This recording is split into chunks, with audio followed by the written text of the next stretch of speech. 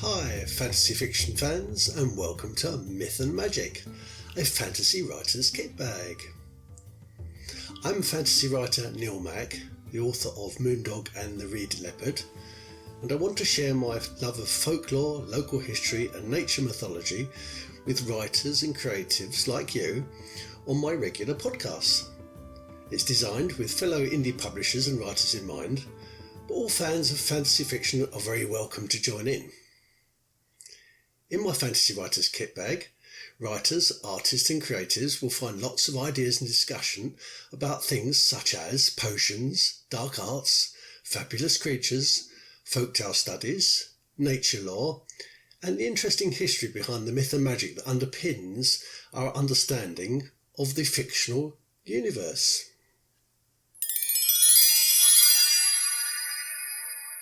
Hello, fantasy fiction fans. This week's locus in quo is the Rollrights, also known as the Rollright stones. The Rollrights are a set of prehistoric, Neolithic and Bronze Age stone monuments near the village of Long Compton, which is on the borders of the counties of Oxfordshire and Warwickshire, just north of where I live. Now, legend has it that a scorned or a deceived witch used sorcery and a curse to turn a king and his knights into stone, and that's what we see today, the frozen remains of a king and his knights at the Rollrights. But these monuments were created when early hunter-gathering tribes began to settle and domesticate animals and plants, and with that the earliest type of farming, and they began to fabricate pottery here in the British Isles. As this simple agriculture spread and the people started to clear and use the land, it's thought that they probably erected the first monuments to their successes, because these monuments could be seen proudly on a cleared landscape as evidence of their successful farming society. And you have to remember that even as late as 1066, when William the Conqueror arrived in Britain, 9/10 of the British Isles was covered in dense forest. So when these early hunter-gatherers did clear land to use them for farming, it was a pretty proud moment, and they wanted to celebrate that moment by erecting monuments that could be seen on a cleared landscape. Now, according to archaeologists, the earliest of the Rollrights is the Whispering Knights, and these are the remains of a burial chamber, and it's probably collapsed capstone. But it's possible that these stones sit themselves on a site which is even older. It's probably most likely a round barrow that was probably surrounded by the King's Men, which is a circle which is about 33 metres in diameter, composed of 77 closely spaced stones. The King's Men that you see today, if you visit, have actually been restored, and some have even been replaced. But you see more or less what the actual King's Men must have looked like around the original round barrow. The most curious artefact there is the King's Stone. It's a single monolith of extreme antiquity. One suggestion is that it has a significance as an astronomical marker because it aligns with the rising of the star Capella, which is one of the brightest X-ray sources in our skies. Now, if you stand in a field in the British Isles and look directly up, directly above your head, which is why it's called the Capella, you'll see a bright star, and that is the King's Stone astronomical marker. This star, by the way, may well have been once the brightest star in our heavens. The stone might also have been part of a long barrow, or it might be a single surviving stone in an avenue of stones, but neither of these theories have been proven. But we do know it's very, very old, and it's kind of curious. Now, according to tradition, Old Mother Shipton, and she was a witch called Ursula Soothtell, and she was a famous English prophetess who foretold many events such as the Great Fire of London. This witch, Ursula, was accosted by a king and his knights near to this place. So she cursed them with these words. Are you ready? 7 long strides thou shalt take, says she, and if Long Compton thou canst see, King of England thou shalt be. After some discussion, the king decided, yes, he'd take 7 long steps as recommended. But after he took his 7 long steps, he still couldn't see Long Compton because of the rising ground. So the witch said, "Stones shall ye be, and I an elder tree." The king's men instantly became stones. The king became the solitary Kingstone that I mentioned, while nearby knights formed a circle, and that's obviously the king's men. But as the witch prepared to turn herself into an elder tree, as she promised, she heard 4 of the king's knights, who'd lagged behind the others and were now whispering plots against the king, whispering plots that they could perhaps be elevated to kingship. So she turned to them, and she turned them to stone as well. They are the whispering knights that you see at the Rollrights. Legend has it that as the local church clock strikes midnight, the king's stone comes alive. And later still, the stones became symbols of fertility, and girls from local villages would run naked around the stones at midnight on Midsummer's Eve, in the belief that the king or his whispering knights might mutter the name of a future husband. Of course, nowadays, modern pagans tend to congregate at the Rollrights to meditate, perhaps, with the intention of communing with the resident spirit entities that remain there at the Rollright stones.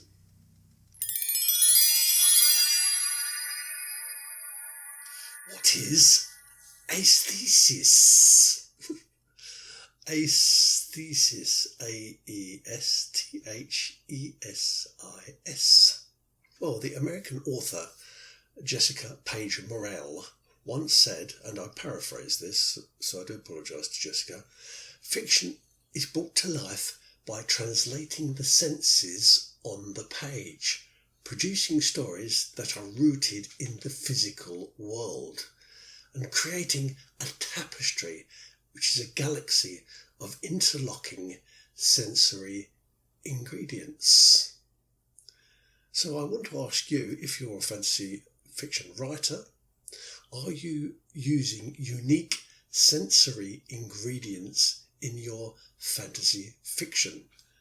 Because that's what aesthesis is. It's the representation of your character's sense perception. Describing realistic scenes is not just about telling an audience what a person sees or hears. It's a little bit deeper than that, and it involves all the senses. Living organisms require nerve-emotional staples, and these are the basic sensory information that's required to survive. Without nerve-emotional staples, an organism's survivability is reduced. And I'll give you some examples. Living organisms must maintain an appropriate environment. For example, their body temperature and their fluid balance must be correct for them to survive. And living organisms must time their activities correctly. And what I mean by that is that any changes of behaviour must synchronise with external factors. And living organisms must locate and respond to resources whilst facing threats. So what I mean by that is that they move towards the food that they need or other desires, whilst at the same time being aware of and perhaps moving away from danger as appropriate. Living organisms can also transmit information to others to influence the behaviour of those others. And this is so that they can identify themselves and announce others of danger, and to coordinate activities or evade or deceive opponents. So, what I'm getting at is to achieve a truly realistic and fleshed out character that a reader can identify with and perhaps even empathise with, then the fantasy author must create a thesis. Now clearly, when describing a human's experience, one must describe the 5 traditional, what are known as Aristotelian, human senses, which are touch, taste, smell, sight and hearing. But don't forget, please, that most mammals, including humans, have additional senses, and these are important for survival. And they include, but they are not limited to, things such as pain perception, spatial orientation, a sense of balance, a sense of self-movement, a sense of body position, and a perception of temperature. And if you describe these, what I would like to call other senses, the ones outside the Aristotelian human senses, then you will create a convincingly real-life experience for your reader. And also, to create compelling aesthetics in your work, remember that at certain times or in certain situations, a character will experience senses that seem elevated or completely opposite, deadened, in some conspicuous and pronounced way. And this happens not just when a character feels ill or is tired or is unwell because of some other outside influence. It might also occur, perhaps in a more positive way, when a character feels excited or euphoric, in love, or suffers stress because the character is preparing for fight or flight. What I mean by this is, and it's an example, is it's not good enough to say that your character feels excited about upcoming events. You will need to explain how those feelings manifested themselves. You can't just say your character felt excited. You have to say your character feels lightheaded, dizzy, unhungry, extra thirsty, using your aesthesis to bring that character to life. And that is what aesthesis is. I wanted to share some thoughts on magic realism for you, because you've heard about it and you might even have attempted to write it, and you've certainly read it, most likely, if you're a fantasy fan. Terry Pratchett once said that saying that you are a magic realist is perhaps just a polite way of saying that you write fantasy. So what is magic realism, and why is magic realism just a polite form of fantasy? Often known as naturalism in the arts, realism is the highly accurate representation of life forms and of characters and perspectives drawn so concretely and so convincingly that an audience might consider them to be real even though they're fictional, because the descriptions emphasise and they mirror real life, and in other words, how it looks and how we experience it. And specifically, magic realism covers the unremarkable and the grotesque and the squalid. Realisms and natural realisms and naturalisms on the whole must be precise and detailed and exact, and they must avoid at all costs any stylisation. And by that what I mean is that the characters or representations of characters must not be simplistic reductions. They mustn't just be caricatures or stereotypes.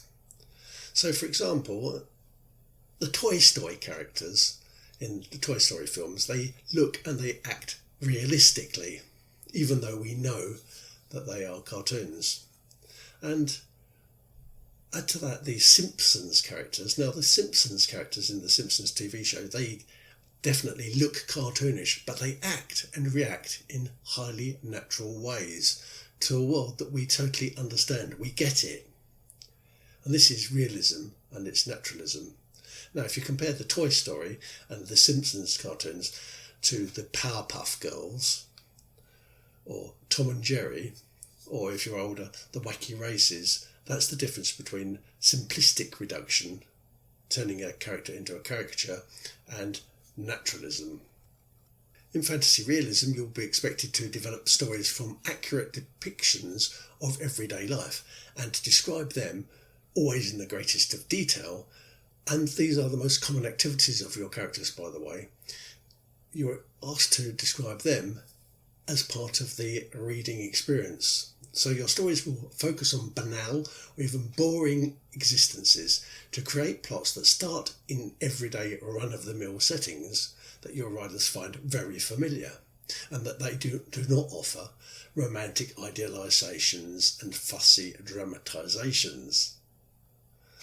Because when the magic enters this mundane environment, the shock impact is palpable to both the reader and the character.